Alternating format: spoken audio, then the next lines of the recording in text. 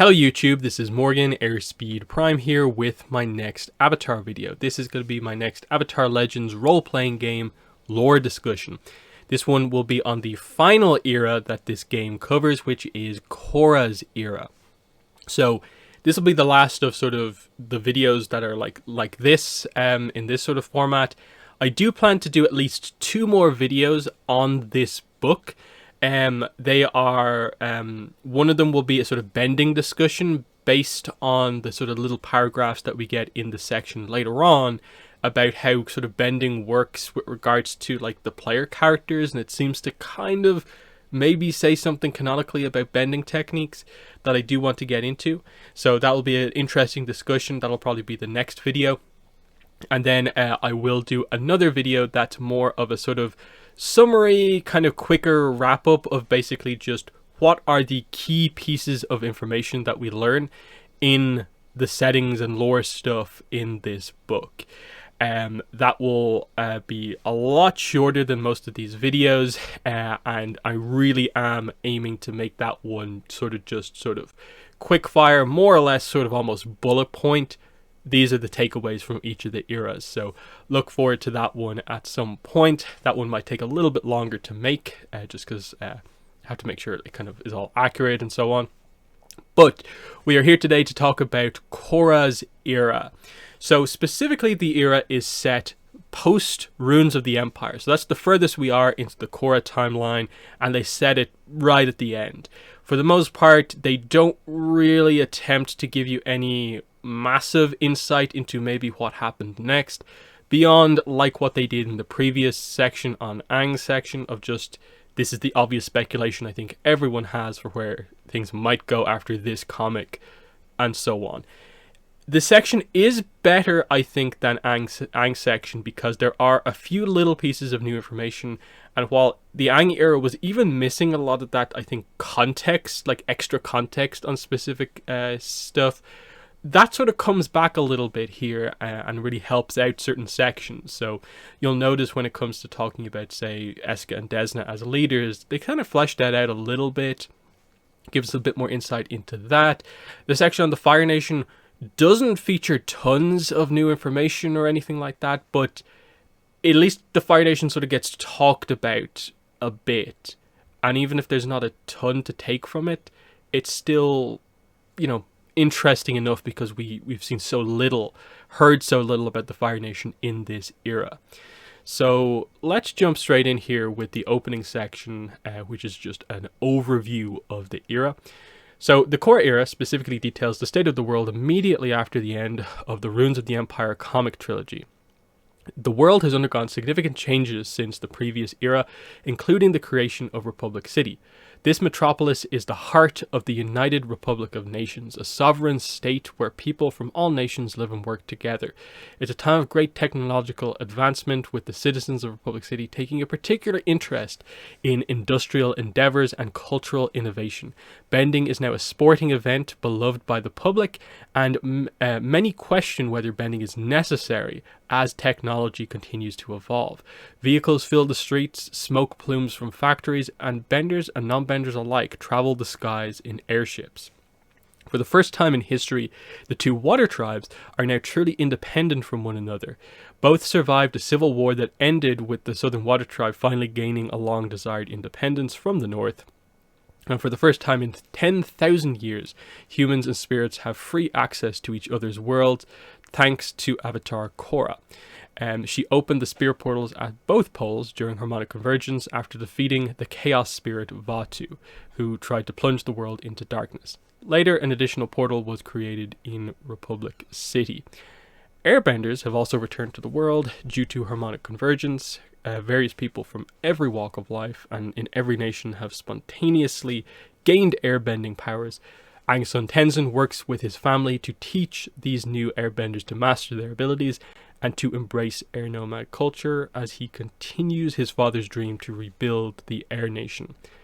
Meanwhile, the Earth Kingdom cycles through leaders, from the tyrannical Queen Hu Ting to the militaristic dictatorship of the metal-bending Kuvira, and finally to the young King Wu, who hopes to transition the kingdom into a democracy. Through these transitions of leadership, there were two attempts to forcefully unite the various providences of the Earth Kingdom into an Earth Empire. But Avatar Korra and her allies stopped both. Kuvira, the first leader of the failed Earth Empire, has now stood trial and pleaded guilty for her war crimes. The Avatar and many others believe that she is truly remorseful for her actions, but the damage and pain she caused runs deep in both the Earth Kingdom and the United Republic of Nations. The Fire Nation remains relatively peaceful during this era, having learned hard lessons from the past. Fire Lord Izumi is a wise and thoughtful leader who is determined to work with the other nations instead of conquering them. Within the Fire Nation itself, Izumi and her people focus on developing their cultural identity beyond imperialism, embracing the new wonders this beautiful future has to offer. On a more disturbing note, extremist groups such as the Red Lotus reawaken to shape the world according to their twisted ideals. Political upheaval is a constant in this era, with the Earth Kingdom, United Republic of Nations, and Water Tribes experiencing their own crises. After so much turmoil, it feels as though the entire world is holding its breath as it waits for the next crisis. So, pretty standard stuff for the most part. We know what this era is about, and there's not too much else to kind of add on to that. More detail is gone into as we go through the sort of individual sections of the book, which cover the nations more kind of carefully. But you'll note that this era definitely is kind of defined by the plot points from Korra, the plot points from the comics, and then slight extra context given to effectively stuff that has not yet been tackled in the comics. Like, none of the comics have so far had like a Water Tribe centric story. None of Korra has really focused on the Fire Nation. So they're the sections where a little bit extra is given. So Avatar Korra gets her section here at the start. Again, it's a nice recap of Korra's story. There's not too much else to say here in all of this. It describes her character quite well, acts as a decent recap. The bit that I kind of like is towards the start. It says, unlike other avatars before her, Korra contends with an age unlike any other, one in which people don't revere the avatar as they used to. Modern technology means the avatar is watched like never before, and her actions are scrutinized by the press. However, if anyone can handle this, it's Korra. So that's another point to realize, is that a lot of people really heavily criticize Korra, especially book 1 and 2 Korra, without, I think, fully taking into account that she is the first avatar, for the most part, having to deal with these specific issues of a more modern era, and she handles them fairly well considering what happens. So that stuff is pretty cool. They mention, the whole loss of past lives here, and kind of commit to that definitely being the case. There's no real extra information that sort of hints that they're coming back anytime soon. And her girlfriend Asami, of course, to wrap up that section. The significant themes of the Korra era are extremism born of fear, setting boundaries, redemption, industrialization versus tradition, and the duties of leadership. Important events. First one is Anti-Bending Revolution. This is just the book 1 plot. The consequences of this are equalists are still a threat. There's a tension between benders and non-benders in the world, in part due to new technology. And some benders are hyper-vigilant in identifying and persecuting equalists. So even though the equalists haven't played too much of a role in the story, it's basically just been book 1, and then the video game also featured them. We haven't seen too much of them since. They're getting across that they are still out there ultimately. That's interesting enough. Water Tribe Civil War. So book 2 gets sort of like 2 sections here in important events. The Water Tribe Civil War, as well as basically the spiritual stuff, harmonic convergence, and what happened at harmonic convergence. So yeah, the Water Tribe Civil War, it just covers like Unalaq and what happened, and the fact that we now have the 2 tribes being independent, and so on. So the consequences of that: the Southern Tribe and the Northern Tribe are interdependent. Unalaq's children, Desna and Eska, are now rule the Northern Water Tribe. The South thrives in comparison to earlier eras, balancing an embrace of the new with respect for tradition. So that's a turnaround for the books. The South is actually arguably in sort of a better position. Not that the North is in a bad position in this era, but it now has to deal with sort of the change of like not having rule over the South and dealing with sort of new leaders and the need to change and leaders who want to implement that change. Harmonic convergence. Again, harmonic convergence is such a cool event. Like, it goes into some of the details here. You know, once every 10,000 years, the planets align, amplifying spiritual energy worldwide. But it's mostly there to just create the idea of Unalaq merged with Vatu, Dark Avatar, the battle happened, Korra lost Rava, and so on. It just covers a lot of that details. She kept the spirit portals open, and these are the consequences. The spirit portals in both poles remain open. Vatu's spirit is dissipated. Avatar Korra no longer has access to her past lives. The Avatar cycle has restarted with her as the originator.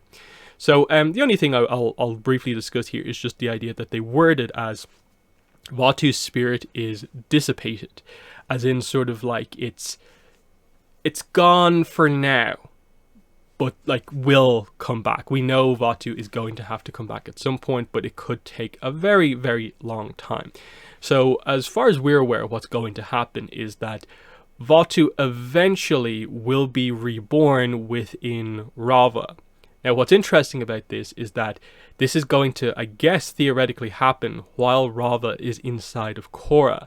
So it will be interesting to see how that changes things, because that will mean that even though I guess it will be a very weakened Vatu, who will continue to grow as we get closer to the next harmonic convergence, Korra will have both of those sort of primordial spirits within her, technically. Obviously, she's only bonded officially to one, but Rava typically takes the approach of wanting to almost sort of like lock Vatu in place. So how's that going to play out? Again, I don't think this will be a plot point until much later in Korra's era as the Avatar, and probably isn't really something that will have to be dealt with until effectively how does, say, Korra's death affect what's happening here, and then how will previous avatars, especially ones closer to the next harmonic convergence, deal with things? Because, like I said, Rava is the one who's bonded to the spirit of the Avatar, so Rava will be reborn in the next Avatar. How does that process impact Vatu? Does Vatu go along with Rava while Rava is still sort of technically in control of the era? Or does that reincarnation process actually mean Vatu becomes free at that point? That's an interesting one. If they do stay together, Rava and Vatu, that means that eventually an Avatar in a couple of 1,000 years is going to have to deal with the idea that they will have a near fully formed Vatu in their body or on the verge of breaking free of their body. And is that too much for an Avatar to bear? Might there be some crazy situations that need to happen where it might actually be for the best that at that point an Avatar might actually have to like separate Rava from their body and deal with Vatu that way, and then try and re-merge again? It is an interesting dynamic to see if they ever get around to saying what will happen with Vatu next time, effectively. It's a really cool story to follow if they do attempt to actually set anything up early on, just because we know Rava and Vatu can never be truly destroyed. The Red Lotus here, of course, this one's sort of interesting because they do actually like reference like the history of this, the Red Lotus splintered off from the Order of the White Lotus shortly after the conclusion of the 100-Year War. So again, if you're thinking about the future comics for like the Aang era, like post Imbalance, if they ever get back around to it, one of those stories could and probably should be about Jaibo creating the Red Lotus. So that's really interesting to know that like that is actually something that we could see at some point. When Avatar Korra was just a child, two young members of the group, the Red Lotus, Unalaq and Zahir, had hoped to achieve their goal by kidnapping Avatar Korra and indoctrinating her. Though this kidnapping failed, instead all four attempted kidnappers were imprisoned in separate facilities, and Unalaq, who had only helped plan the kidnapping, broke ties with the Red Lotus. That is sort of an interesting way to phrase it, in that I get it, Unalaq ultimately didn't do much to help the other members of the Red Lotus, but they failed in their part of the plan. Unalaq was always planning it, he wasn't going to be part of it. The ones who went to kidnap Korra failed, and the mission, he had to go along with things to stay undercover. I never maybe quite got the impression that he fully broke off from the Red Lotus, because, you know, it's this weird thing where, like, his ultimate goal still basically aligned with the Red Lotus, which is chaos and to support Vaatu. And Zahir, the only thing he says that Unalaq did that was wrong as such was that Unalaq becoming the Dark Avatar was never part of the plan. But Unalaq assisting Vaatu was always part of the plan. So it's kind of an interesting wording there. So yeah, they cover Zahir getting airbending, he kills the Queen, Ghazan brings down the wall between the lower and middle rings, which in the Earth Kingdom section, the significance of that does get explored in a little bit. The consequences of the Red Lotus: Earth King Wu now governs the Earth Kingdom. Zahir is imprisoned in an underground facility, and other members of the Red Lotus may still be at large. Rise of the Earth Empire. So, with this one, it's effectively just the sort of book 4 recap here. Nothing too much to say. Kuvira is now under house arrest in Zaofu. There's a new spirit portal in Republic City under the stewardship of the new Air Nation. The spirits claim and protect the area of the city directly around the new spirit portal. They're the consequences of that. Beyond that, yeah, it is pretty much just a direct recap of Book 4. The Gao Ling Crisis, here is your Runes of the Empire recap. Commander Guan, the brainwashing technology that came from the Dai Li ultimately, that was defeated. They also address Wu trying to almost like fast track the Earth Kingdom to democracy with the elections, but it being clear that it's too soon, and part of that might have been informed by him really wanting to not be king anymore, instead of actually embracing that the world needs a leader. And Wu actually has the potential to be the leader that the Earth Kingdom needs right now. So King Wu slowly works to turning the Earth Kingdom into a democracy. Guan is imprisoned, but some of his brainwashing technologies are unaccounted for and may be developed into new forms for which there is no cure. The poorest villages of the Earth Kingdom are economically devastated by the manipulations of 2 failed Earth empires. So the whole, like, the technology is still out there. I guess that's just more meant to be sort of a plot hook, for if you want to do anything else. I doubt that's really here to immediately suggest that we're going to get a direct sequel to Runes of the Empire. I think for the most part, I think most fans would agree, like, we don't need the brainwashing plot anymore. We've explored it. We can leave that behind for now. Bring it back maybe sometime later, but we don't need it really anytime soon. There's other more important stuff for future Korra stories to cover. The first section here, very interestingly and makes complete sense for this era, is actually the United Republic of Nations, which is now around in this era. So Republic City has grown substantially in only a matter of decades, making it one of the most important economical and cultural hubs in the world. The city started off as Cranefish Town in the Earth Kingdom and became a metropolis as more people desired to live in a multicultural environment. It hosts pro-bending championships, companies like Cabbage Corp and Future Industries, Air Temple Island is here, and so on. It quickly covers the idea that it has a new spirit portal created at the end of Book 4, with the spirit energy cannon. Wan Yong Koom and the whole Turf Wars plot around the portal gets addressed, which ultimately led to it being handed to the Air Nomads to sort of act as the people who sort of protect the portal. The United Republic also now has Julie Moon as the new president, and so on. So that's, you know, just the obvious stuff that we know about the United Republic of Nations. In terms of key people here, we get Julie Moon is the new president, of course. She recently married her former boss. Because she prioritizes the citizens she governs over all else, she sometimes forgets to take care of herself. So they just get across that, you know, it's actually a good president you have here, so helping Julie out is a good thing. Asami Sato, the brilliant and bold CEO of Future Industries. Again, a pretty interesting recap here. It's pretty fine. You know, mentions she started a romantic relationship with Korra. Goes over the company and so on, but there's not too much to say here other than, like, yeah, she obviously is a character you can go to for information about how to sort of master sort of technology-based skills as well as sort of non-bending fighting skills and so on. Lin Bei Fong gets a section here, which makes sense. You know, you have to address the chief of police in Republic City. And yeah, like if there's anything related to the triads or extremist groups, she's the person to sort of deal with here. Otherwise, you know, it's the really obvious stuff. She's the daughter of Toph and all this sort of stuff. I will say, while we're just in the middle of all this section is interesting because we know that Magpie have plans to do basically expansion books for this game, and they already basically revealed what they were without saying too much detail, that they plan to do effectively a Republic City book as well as a Spirit World book.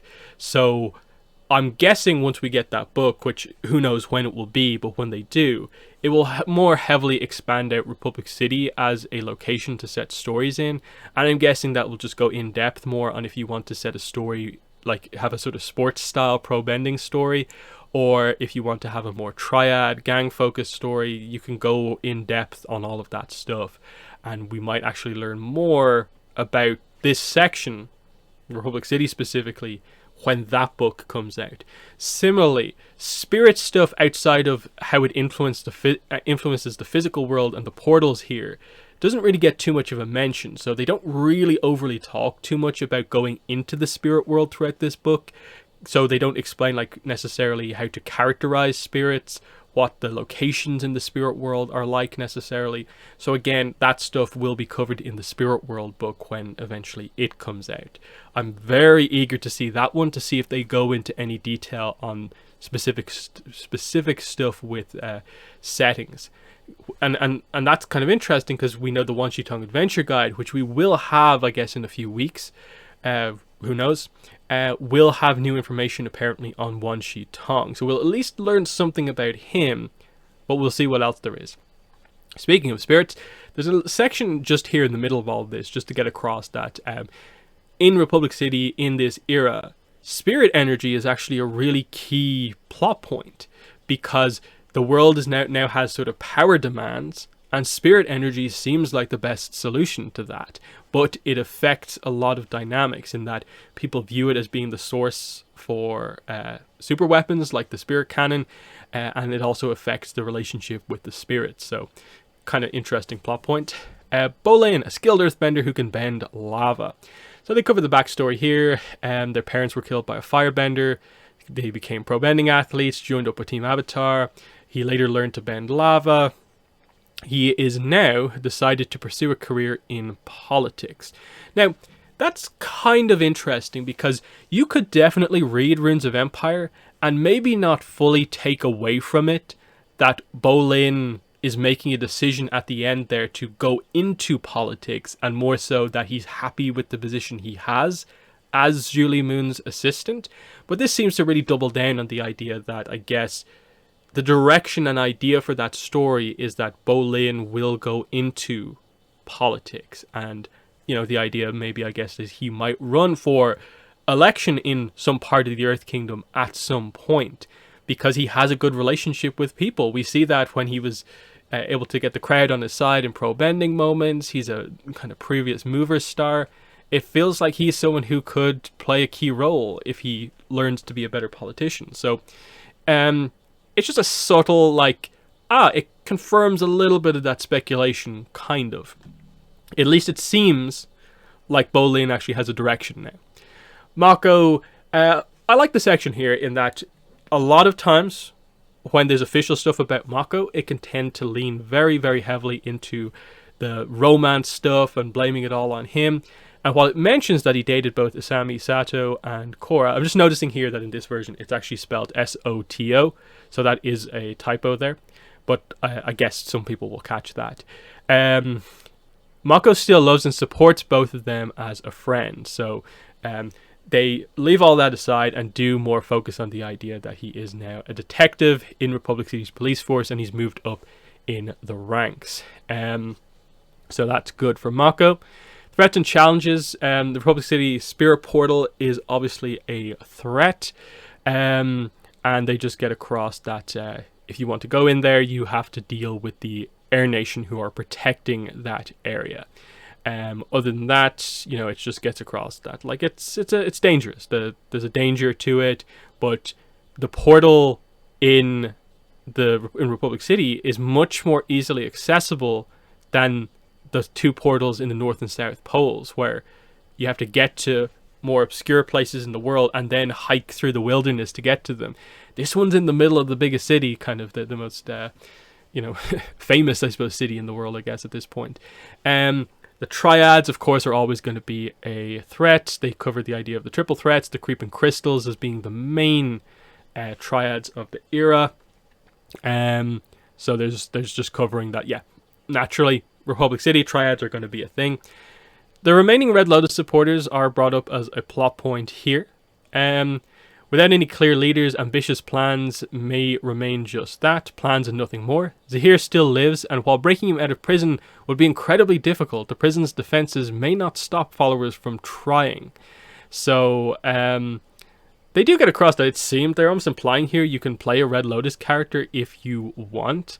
But there's not too much really said there in that. Do I think there'll be a Red Lotus attempt to break Zahir out? Maybe. But you'll notice that a lot of the captured characters, they've done this of like, maybe a plot point you could do is like a prison break with like Tagaka and Zahir here. I think they even mentioned with, you know, do they mention it with Kuvira? We'll see if they get there. I might be misremembering that. So we move from there into the Water Tribes. So though both tribes were at war only years ago, relations between the two are now relatively calm. The tribes were all but officially separate for years, but now each works to define who they are with true independence. They both maintain lines of communication with one another and are careful not to slip into old patterns from when they were united. The twins, Eska and Desna, currently lead the Northern Water Tribe, having taken up governing the tribe after their father was defeated by Korra, and Tonraq leads the Southern Water Tribe. Desna and Eska, though exceedingly dour in nature, do not intend to make the same mistakes as their father, and they focus the North on making healthy connections with the outside world. As tradition states, the North must always care for the spirits, but in this modern age more is needed. While the leaders are loath to admit it, and thus show it in their actions instead, the North can no longer stand on its own in an era of increased international cooperation. So I do like that idea of they do characterize the North more here, in that they seem to get across that the North is in a relatively good spot in effectively all of the other nations. But in a way, this is now an era where they might struggle themselves by now being the most sort of isolationist of all the nations. So Eska and Desna are going to need to make some changes and have the North sort of reach out, whereas we're sort of seeing already with Aang's era and the South, they've already started to reach out to the other nations for help, but the North sort of didn't, and are now maybe suffering from not having those strong connections as much. But, you know, it gets across the idea that here the Southern Water Tribe is the largest it's ever been, having seen a much-needed population boom since the end of the 100-Year War. Relations between the tribes are aided by the relationship between their leaders. Desna and Eska are Tonraq's nephew and niece, and while they fought against their uncle during the Civil War, all three now enjoy a more peaceful relationship. The Southern tribe's ability to adapt and overcome offered them many boons in the modern era. International ventures of Southern tribe business people see widespread success across the world and foster a boom in industry and an expansion of their wares across the globe. So finally an era where the South is actually sort of almost in a better state than the North. That makes this era feel somewhat unique. Notable figures and groups. Tonraq and Senna, so the Avatar's parents, get a mention here. I really like that they mention Senna in all of this and not just Tonraq, so that's kind of cool. So obviously Tonraq, official chief of the South now. It was hard on him because it was fighting against his brother and so on, and also the struggle of being the parents of the Avatar. Senna, by far the calmest and most composed of the three family members, sometimes must act as a grounding force for the other two. When a brewing problem appears in the Southern Water Tribe, Tonraq and Senna are often some of the first to know about it. So I like that they're including that like Senna is in a way like part of helping Tonraq lead. I'd like to see that more, which is why I'd first want a Fire Nation story for the comics for Korra, but I wouldn't mind a Southern Water Tribe or Northern Water Tribe or both focused story in Korra's era. More Senna is always a good idea. Kaya. So Kaya is Aang and Katara's daughter. She's a skilled waterbender and healer who has traveled extensively. She lives in the Southern Water Tribe but goes where she is needed. So just that idea there, just being presented very bluntly, that she mostly identifies with the Water Tribe side of her, but she has had like nomadic aspects of her life and so on. So that is interesting. They mention here, as a queer woman, Kaya is particularly supportive of Korra and Asami's relationship. She has a nurturing streak as well as a bit of a snarky one, but she never lets a grudge or hurt feelings stand between her and protecting her family. She's also extremely perceptive and uses that skill to her advantage when not distracted by one of her siblings. She does have some lingering pain though from her father favoring Tenzin the Airbender over his other children. I suppose just that last line feels maybe a little bit kind of almost out of the blue to include, in that, again, if you watch Civil Wars, those 2 episodes where this dynamic gets brought up, it does get resolved for the most part. And while I get why it's always going to be like an aspect of her past, it does feel a little weird to bring it really heavily in here as the final line of her kind of description here in this book, when it is something that for the most part was dealt with like in universe like 3 years ago. So bit of a weird one there, but nothing too crazy wrong there. Desna and Eska, the twin waterbending leaders of the Northern Water Tribe who took over after their father's corruption and defeat. The two are practically inseparable and share similar affectations, namely a constant air of mild disdain. Though they remained loyal to their father almost until his demise, the twins do not hold any ill will towards Korra for her conflict with their father, as they recognize that he was no longer the father they knew when the battle took place. Eska and Desna spend their time governing the Northern Water Tribe, and anyone who wants to get on the good side of one must get on the good side of both. But the twins have little tolerance for insincere sycophants. Heroes who want respect are best, who want their respect are best served by being honest and direct with them, though they may get drolly mocked in return. So I think there's more in Eska and Desna as we go down to the threats and challenges section. Varric is the last notable figure, of course. He grew up poor in the Southern Water Tribe and went on to become an extraordinarily wealthy businessman. And then they just cover, you know, his involvement more as the sort of villain, political villain in Book 2, assisting, you know, Kuvira and so on. He's now married to President Moon. And yeah, he supports the people around him and so on. So yeah, that's fine with Varric. He also has a section down here of like just Varric Global Industries. The Korra Era sees the rise of a new phenomenon, the corporation, giant international companies that provide goods and services across the globe. This new age means people can get things faster than ever before, and corporations use their resources to ensure they're the ones getting new products to consumers rather than their competitors. Some news sources even speculate that the rise of these large conglomerations could mean the death of local business. But the era is young, and who knows where the future will lead. A few of the largest corporations are Future Industries, Cabbage Corp, and Varric Global Industries. Headed by Varric, it's the premier corporation for technological development. It develops the best, most innovative designs, devices that are both practical and delightful. One of the most famous inventions by his company was movers, which began as propaganda but now are embraced as a popular form of entertainment. So that's pretty cool. Threats and challenges for the water tribes. Young leaders. So Desna and Eska lead the tribes, but it can be hard for some people to trust in leaders who are so young. What's worse is that some citizens of the Northern Water Tribe may look at the twins and see two children who betrayed their father instead of two leaders who made the correct decision in a difficult situation.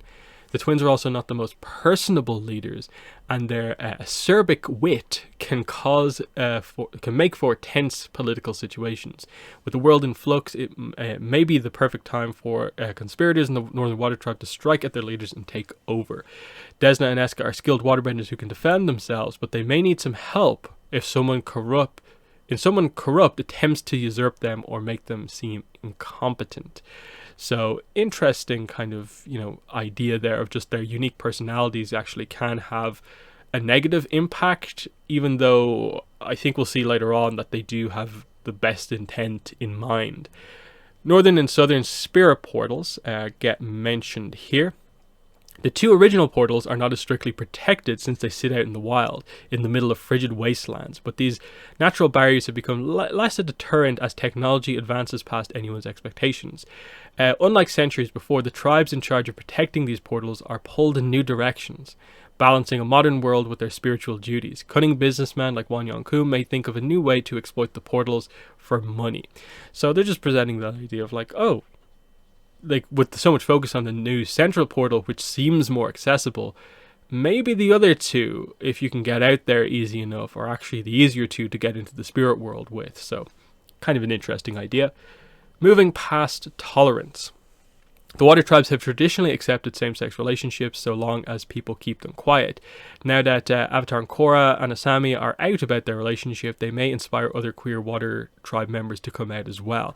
This has also led to many of the younger generation in the northern water tribe question the relevance of their parents arranging their marriages for them.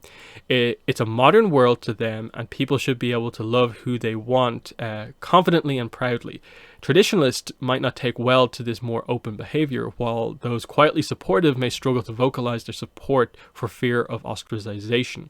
So that is interesting. That hasn't been, I suppose, directly addressed in the Korra era, but that all this kind of progress, it's having that effect of, might we finally see the Northern Water Tribe make a massive shift completely like away from what seemed to drive a lot of the people like away from the south and so on, drive people away like to the south, and those heavy sort of cultural issues.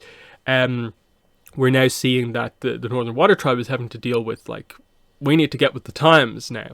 So it says, Desna and Eska have made it clear that gender plays no role in deciding who can and cannot marry each other. When they receive pushback against this decree, they've been known to make more personal appearances at same-sex weddings shortly after. Some believe that they do this just to amuse themselves, but those close to the twins know that they truly support these relationships and aren't going to change their minds. So that is interesting from them. That's something that feels very different than like any other northern leader, and that's maybe some of the south kind of going off on them. So that's kind of interesting to see. So that's the water tribe, and we move into the earth kingdom. So Earth Kingdom has experienced non-stop turmoil since the assassination of Queen Hu Ting, and it covers like effectively the book 4 plot with Kuvira, and then what Guan did afterwards, and that progress still needs to be made before massive change in how the Earth Kingdom is run actually happens. In that, you know, Wu wants democracy, but for people, it's like food and shelter are the things that they think of most because their communities are struggling and so on. Many of these immigrants find larger city governments too overloaded to care for them, and triads are willing to take advantage of them. In Ba Sing Se, citizens must learn how to navigate life without the wall between the lower and middle rings. While many who have lived in the lower ring despised the wall, many in the middle ring enjoyed it because they felt it improved their quality of life. Now the well-off are forced to mingle with the poor, and opportunities to change one's fortunes are there for anyone enterprising enough to seize them. It's an unprecedented time of integration in Ba Sing Se, and it's unlikely to be a smooth transition. That is a very interesting idea in that it makes me want to go back to Ba Sing Se in Korra's era to really see what that looks like, see what a whole wall being missing, and I guess potentially no massive attempt to bring it back, just to see what happens in a way. And you wonder as time goes on, might we completely move away from walls, or maybe just keep the overall outer wall of Ba Sing Se in place, and then just like even the upper ring wall between the middle and upper might be taken out. Interesting. But it gives you just a little bit of insight. Again, just that sort of idea that, sure, that was kind of there, but they never focused on it too much. The stuff that wasn't really in the Aang era, so we're kind of getting here. Notable figures and groups. So King Wu, 54th Earth Monarch. And yeah, they just cover his kind of growth as a character. He's grown up a lot. He is a gifted public speaker who knows how to both work up and calm a crowd. While he still has moments of shallow vanity, he is steadily learning more about what it means to govern. After trying to rush the process of turning the Earth Kingdom into democracy, he understands that people need time to adjust, and patience is part of leadership. So that's a pretty good description of him. Su Yin is mentioned here as being the leader and founder of Zhao Fu, of course. They cover a little bit on her family here, like Batar Jr., Su Yin's son, was engaged to Kuvira after her defeat. The Earth Empire Uprising and Gowland Crisis both hit Su Yin hard. She, along with the rest of the Metal Clan, have even less tolerance for aspiring military dictators now than ever before. So that's kind of cool. They address, the two sisters, Su Yin and Lin, not getting along and stuff like that, but they've both matured since then and get on fine now. Toph gets a mention here in this era, and it is effectively just her as we know her. She prefers to stay out of the action, but will come back in to help out the people she cares about. She spends most of her time in the Foggy Swamp, and so on. And there's that. Kuvira is interesting, of course, because she was the main highlight of Ruins of the Empire. So they basically just get across that of they cover again a little bit on the whole Batar Jr. relationship, though they don't really say much about might they get back together or anything like that, but we'll see. That's more for future comics, I guess. They just cover the idea that she's currently under house arrest. If King Wu, Su Yin, and the Avatar all agree to send her on a mission, they will likely assign people to watch her carefully. So there's that. So it's just addressing the idea that people do trust that she is trying to reform, and that she's too useful to just be left aside, and that effectively we might see her go on more missions, but there has to be an agreement from multiple people to make that happen.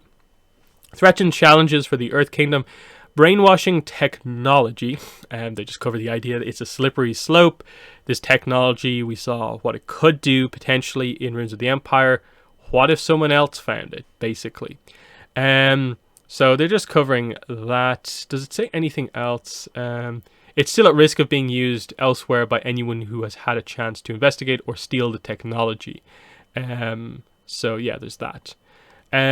Shift to democracy. Again, this idea was already mostly sort of covered already. It's a slow process. Not everyone is ready for it.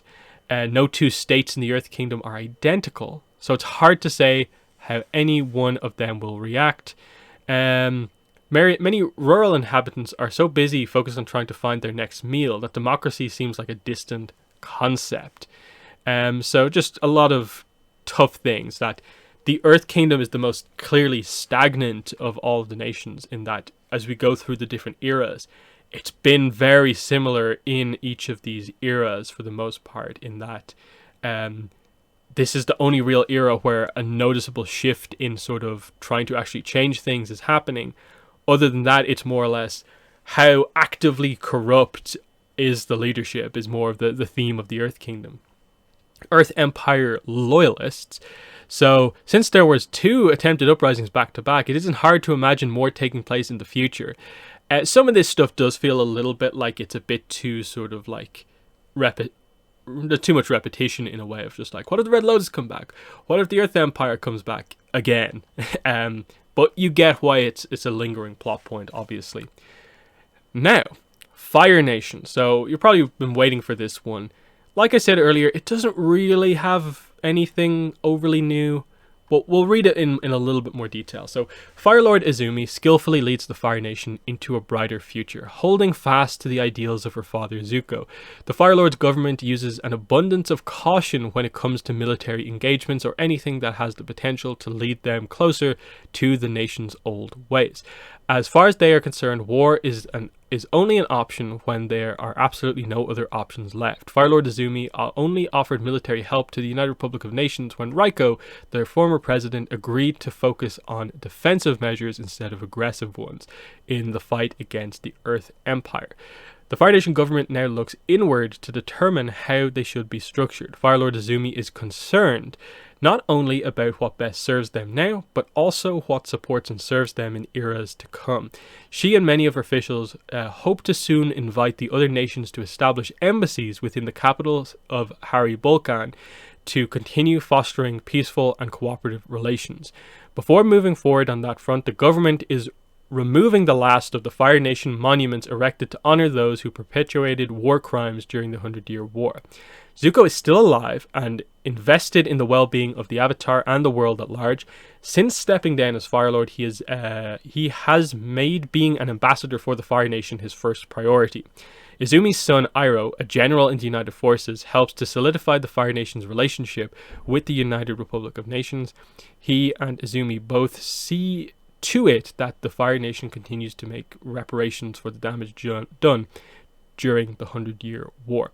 So there's the opening section. You'll notice it's maybe a little bit shorter than the other ones because you can tell they're not overly trying to bring in new information here, in that the opening paragraph, for instance, feels very much just based off, okay, Izumi said like one line of dialogue here that sort of told you how the Fire Nation are during this time. That's how they are in general. There's a little bit of information here, obviously, in that the whole idea of only now, in a way, like she's hoping to have the other nations establish embassies in the capital of the Fire Nation. That is interesting. They're trying to remove like monuments from people who helped make the 100-Year War happen. So that's kind of interesting. So notable figures from this era, of course, Fire Lord Izumi, the cautious Fire Lord who is mindful of her nation's history.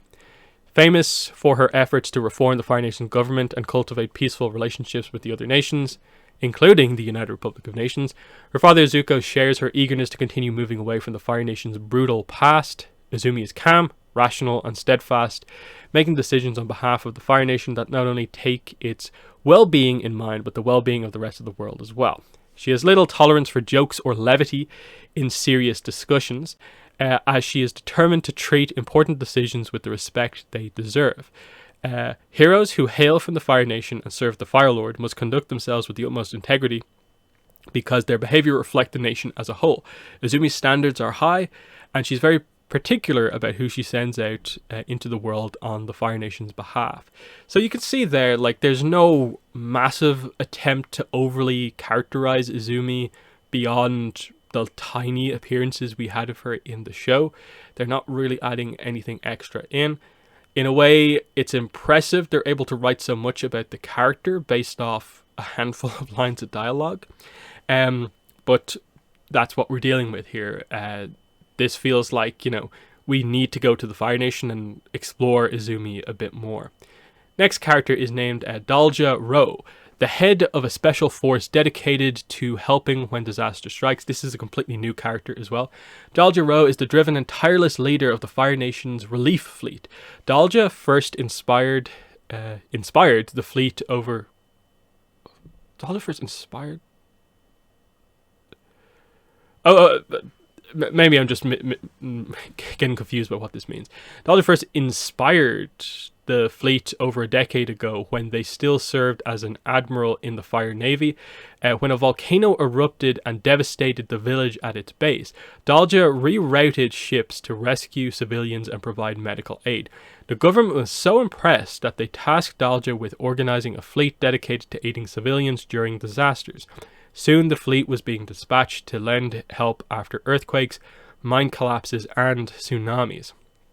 Dalja never turns down anyone who wants to help, and is especially grateful when benders from other nations offer up their services.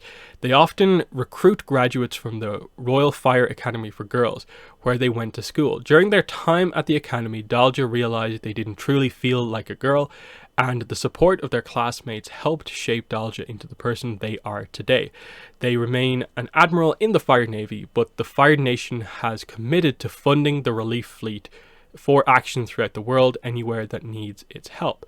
So that is actually a very interesting character, and in a way helps to sort of show you almost more clearly than some of the other stuff the new angle, new direction of the Fire Nation, that they are putting some of the stuff that they're still good at, which is that they do have a really strong navy, into more being sort of like this like emergency rescue, like relief fleet navy. And here is a character who has proven to be incredible during similar situations in the past, and they are the character who you want to deal with any other disaster going forward. And then also this character, more representation here with this, I guess, non-binary character. I think the second non-binary character we see in this book. So that's going to be cool for some people to check out. And even just that little line there about, the whole idea of like during their time at the academy, that's when they realized this about themselves. But the support of their classmates helped them to fully embrace that. That also shows the progress of the Fire Nation, which had Sozin implement those laws all those years ago, but now they're at this point where this happens in one of the high up schools. That's progress for the Fire Nation. So Zuko and then Izumi doing work to truly make a change for the Fire Nation. So next up we have Zuko, the former Fire Lord who still seeks to help bring peace to the world. Since he stepped down from the throne, Zuko lives on Ember Island, a famed vacation spot. He has hardly been living a life of pure serenity, however, as he's kept himself busy supporting the policies of his daughter, Fire Lord Izumi, and promoting peace in the world. Outside of the Fire Nation, he's heavily invested in the well-being of Republic City and the Southern Water Tribe. Zuko is quick to act when he can be of service, often traveling long distances on his dragon Druk to lend aid. He was intense and impulsive in his youth, but now the former Fire Lord, his passions are tempered by years of wisdom under his belt, and he uses his experience to help wherever he can. Zuko's priority is his family, and if danger strikes, he's there. Since Zuko carries a lot of clout, he can also pull some strings on a hero's behalf, especially in the Fire Nation, Republic City, or Southern Water Tribe. So not too much there of note with Zuko. Next, General Iroh. It's actually quite interesting here because Iroh is one of those characters where like it was really cool when he was introduced in book 1, and he had that like whole impact of like, oh, his name's Iroh and look at all this stuff. But then he sort of fell into the wayside, and you sort of forget actually how significant of a character he is. So a general in the United Forces with a strong moral compass. General Iroh, named after his great uncle, is a leader in the United Republic Nation's military and Fire Lord Izumi's son. He's charismatic and thoughtful with a kind heart and military mind like his great uncle. Though part of the Fire Nation royal family, he serves in the United Forces and strictly follows his orders, even on the rare occasion when he goes against the Avatar's wishes. Despite that fact, Iroh and Korra have worked together more often than they've worked against each other. Technically, Iroh is in line for the Fire Nation throne, but his status as a general in the United Forces makes that uncertain. Fire Lord Izumi's goal to stay outside of military conflicts doesn't always mesh with Iroh's duties, and the two sometimes disagree when it comes to the best course of action, when the United Republic calls on Fire Nation aid. Politicians and military advisors alike are curious to see what direction Iroh takes in the future. They wonder if he will continue his loyalty to the United Republic, or if he will embrace his role as Fire Nation Prince. If heroes need military backup, or they suspect a large-scale attack will be launched, they may want to turn to Iroh for help. So again, it's not saying anything that we don't technically sort of know in the background, other than perhaps the two sometimes disagree. He sometimes has disagreements with his mother, based on the fact that he is part of the United Forces military, not the Fire Nation military, but he's part of the royal family of the Fire Nation, and everyone is wondering what decision he will make to stick there, or when maybe time comes for a new Fire Lord, will he be the one to stand up? Now, interestingly, throughout this whole thing, there's no mention of Izumi having a daughter. Now, it's always been a little bit of a sort of, question mark about the whole, that plot point that was maybe going to be a thing at some point in the show if they had the time for it, of introducing Izumi's daughter and like Mako maybe having another romance arc there. I think most people took it that like the character does exist, like Izumi does have a daughter. The stuff here doesn't like get in the way of that. It just doesn't mention the existence of this character, if she does actually exist and is canon or not. So the fact that she doesn't get a mention here doesn't, I don't think, excludes the idea that she can't ever be introduced. So the threats and challenges for the Fire Nation: request for fire military help.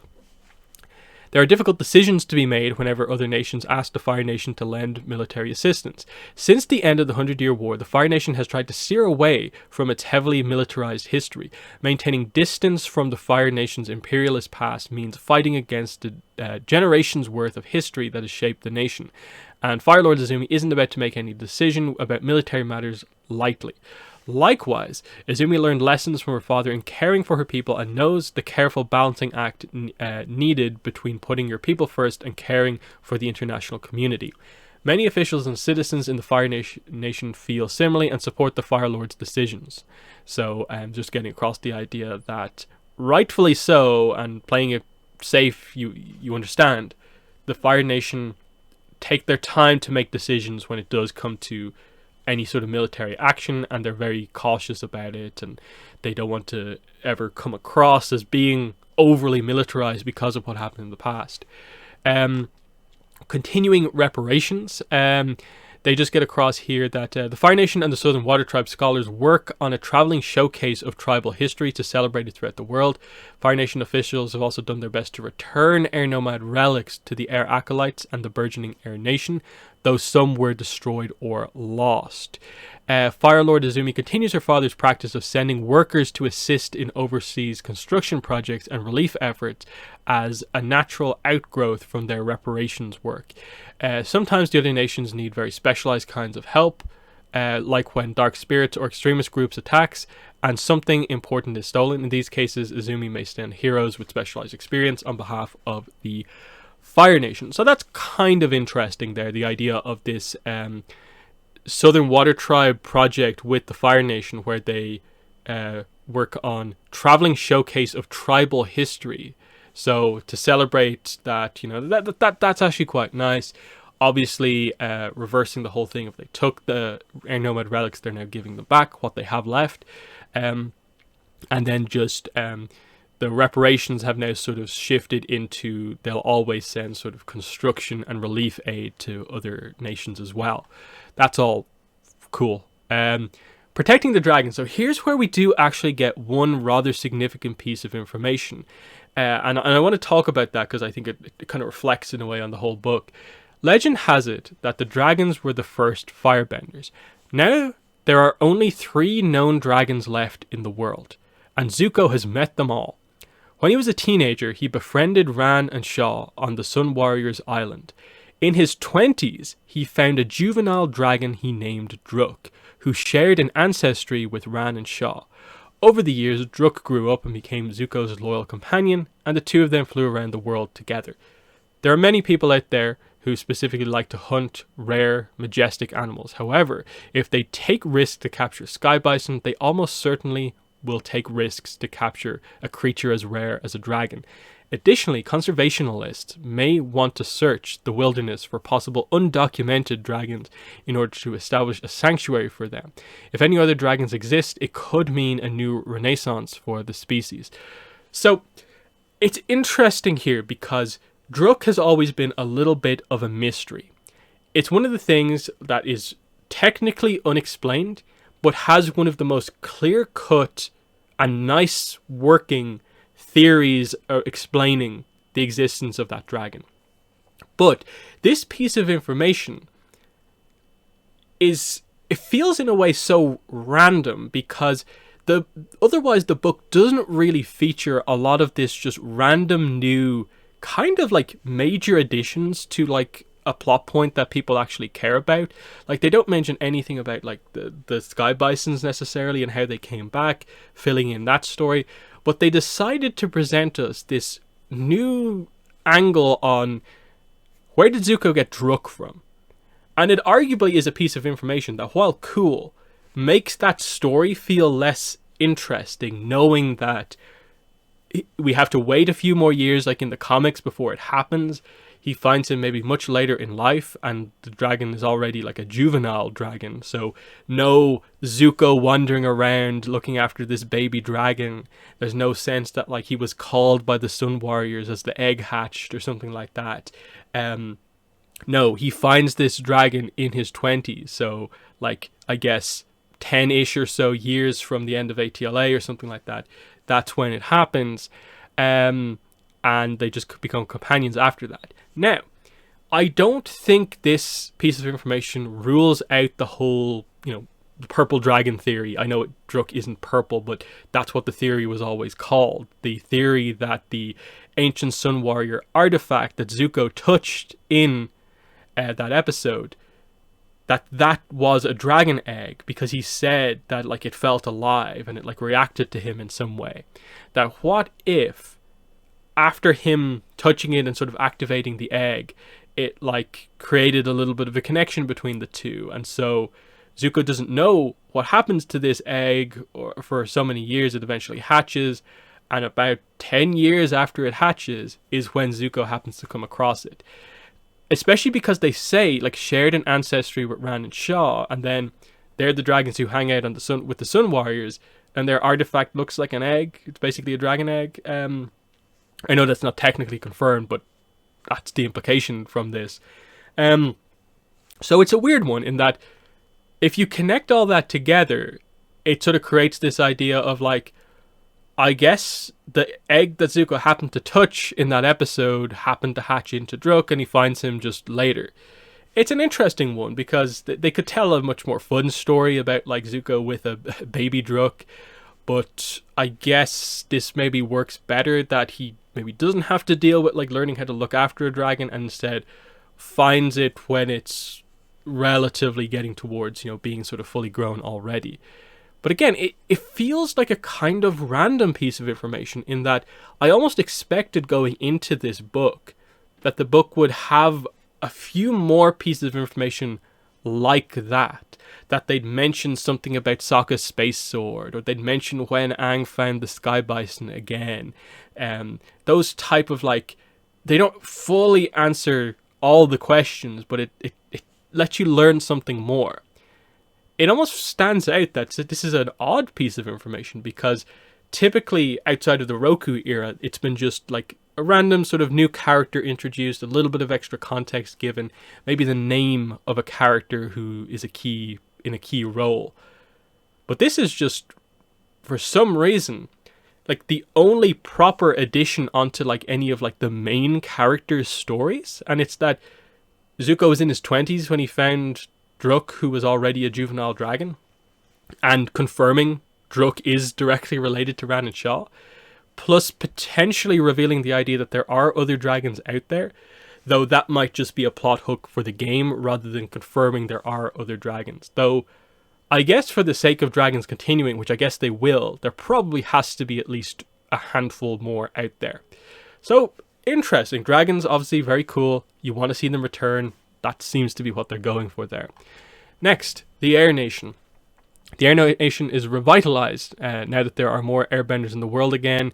Thanks to Aang and his allies, the nomad temples are now fully restored. The acolytes preserve the ways of the nomads for generations to come. The culture might not be the same as it once was, but this group of airbenders and air acolytes work together to form a new cultural identity informed by, but not the same as, its past. For quite some time, Aang's son Tenzin and his 3 eldest children were the only airbenders in the world. After harmonic convergence, many non-benders suddenly gained airbending abilities. Now the Air Nation is made up of acolytes and airbenders from each of the other nations. The Sky Bison population has even bounced back. They recently took over the responsibility for caring for the spirit world, the Republic City spirit portal. The relations between humans and spirits have been rough since the portals reopened, but they're working hard to keep balance like they did in the past. Notable figures and groups. So Tenzin we have, of course, here. And it just covers, the significance of, him trying to keep the culture alive before harmonic convergence, and then how things are going good now since that, and he's just trying to do his best as the leader for this culture and adapting to like how much of the culture now should you keep the same, but while also acknowledging that it is very different because of how it's coming back and stuff like that. So it's interesting ideas. Jinora, an airbending master with a knack for understanding spirits. It basically just covers the whole idea of she is a master airbender and super skilled at navigating the spirit world. Skilled at spirit projection and locating people in the spirit world. It's good stuff. she earned her arrow tattoos, the mark of a master airbender, and that distinction, being a master airbender, is one that she only shares with her father and Korra, which is interesting to note that, you know, there are only 3 master airbenders in the world at this point, one of which is the Avatar, and then within the culture itself there are only 2, so interesting enough. Greatly respected by the other members of the Air Nations, and has taught airbending since she was very young, so that's very cool. Boomy gets mentioned next. You know, his history with the United Forces, of course. Skilled leader. Now he's developed airbending skills that he's working on. He tells dramatic stories. Yeah, pretty good stuff. I maybe wish they had mentioned that he's spiritual in this section. I don't think that gets mentioned here. Yeah, like that mention like his relationship with Boomju, and that like he is actually one of the more spiritual of the notable air nomads. The new airbenders get mentioned here, just that they're growing in numbers. Characters like Opal and Kai were both born in the Earth Kingdom, and so on. Most airbenders have a few years of training under their belt, but not all people with airbending talent join the Air Nation. Some are still out there reluctant to leave their loved ones behind. Airbenders who choose to train with Tenzin continue the tradition of traveling and aiding the Avatar. Now, new airbenders can be found all over the globe. Some live a nomadic lifestyle, traveling from place to place looking to be of service, while others care for the air temples, and still others haven't yet joined the Air Nation as a whole. So that's a really obvious plot hook to come back to, of like I said earlier, new airbenders found in the Fire Nation and the Water Tribes. That seems like a really interesting concept. Threats and challenges is the last section here in the settings section for the Korra era. Destruction of the Northern Air Temple gets addressed here. That Gazan, of course, took it down completely. So we have lost a full temple, and it basically just covers the idea of some of the Air Nation wish to find a place to fill the gap that this temple has left. There may be some who hold out hope of somehow rebuilding the temple. They need substantial assistance and resources to even attempt to rebuild it. What form will the new air temple take? Will it be a bastion of nomad history or a modernized temple of a new era? So that's an interesting setup. It might take a while for that to happen, obviously, but it's a cool idea that the Northern Air Temple could return once more in a different form. Reluctant airbenders. You know, this is effectively the plot point that we got in early book 3, that not everyone has the abilities, might want to join the culture and so on. And, you know, airbending is a difficult art to master, and a bender may never reach their full potential without guidance. So those people who don't choose to join might just always have sort of underdeveloped airbending skills for the rest of their life. Those who come to the air nomads now might have spent time using incorrect techniques that are hard to correct now. They might have become habits. Retraining will be difficult for both students and their teachers, but the efforts are worth it. So that's pretty cool. Not only to work with the growing number of spirits, but be a force of balance in the world, which leads into portal caretakers as the last point here. The push and pull between spirits and humans can be hard to navigate. This is exemplified in Republic City, where the spirits have taken over large portions of the cities, and the human inhabitants struggle with their new neighbors. Many spirits feel humans must simply accept their presence, but it is a hard matter to contend with, as humans often see themselves as the center of the world. Unresolved issues with living alongside another mean human and spirits could fight, an event the air nomads work tirelessly to prevent. So the air nomad section actually has like a little bit to it that's actually kind of nice enough, but for the most part is what we were presented with in book 4 and in like Turf Wars especially. Nothing too much else to add on there. The very last section is just that we need to go through the adventure hooks for the Korra era, if I can find them. So yeah, here we go. Korra Era adventure hooks. The race. When a Cabbage Corp blimp crashes out at sea, accusations about who is truly responsible abound. Cabbage Corp believes they've been sabotaged, while some people at Future Industries believe Cabbage Corp is trying to frame them. Asami, however, believes that something more sinister may be going on. Somebody wants the companies at each other's throats. The companions must find survivors and uncover who is really responsible for the incident, and it becomes clear soon enough that it was no accident. So more Cabbage Corp is always something I like to see, so that's cool to see they're still around. The election. The Earth Kingdom state, an Earth Kingdom state, wants to hold an election in a small province that has widely expressed interest in electing a representative, but militant royalists want to put a stop to it. They're even willing to assassinate the campaigning politicians in order to do so. King Wu tasks companions with preventing any would-be assassins or saboteurs from derailing the election. A worried groom. Akar, a famous Northern Water Tribe mover star, just came out as gay and announced his marriage to his longtime boyfriend, Jiren. That's aka Or, and then J-I-E or E-N. The two plan to get married in a big star-studded wedding in the north. Desna and Eska are even rumored to have RSVP'd. However, the notoriety of the wedding has resulted in the couple getting numerous death threats, one of which threatens their wedding day itself. Akar needs someone to get to the bottom of who could be threatening his and his future husband's life. So there's more representation there that really links into one of the bits right towards the end of the Water Tribe section with what Eska and Desna are trying to do in terms of improve things and progress things in the north. So that seems interesting enough. Last village standing.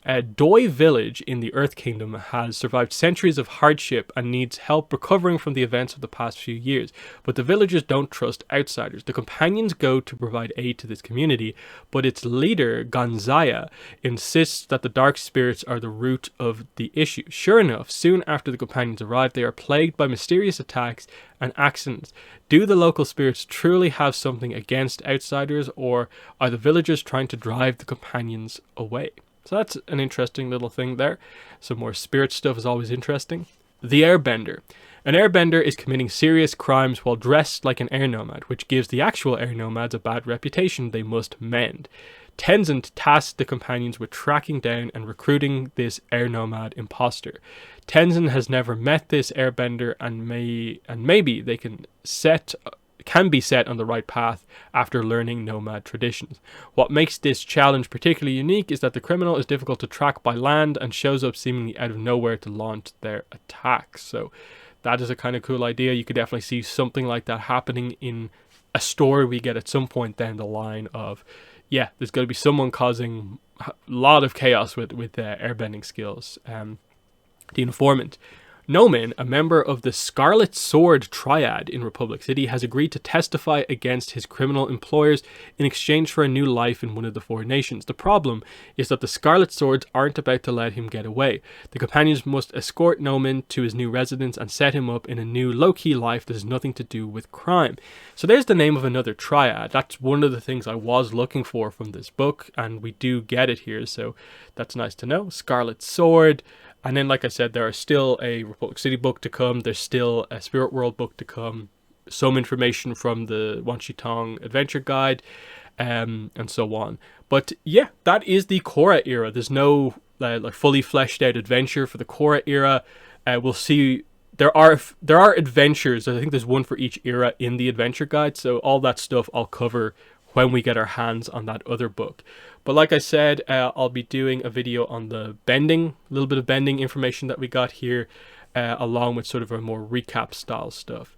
And I'll just end by saying, if you have read this yourself and you notice that like in other sections of the book, there are little bits and pieces that you found that you would like me to cover, definitely let me know about them, because for the most part, I haven't focused too closely in on the other chapters, which are more just about how to play the game and don't really seem to feature any sort of canonical content.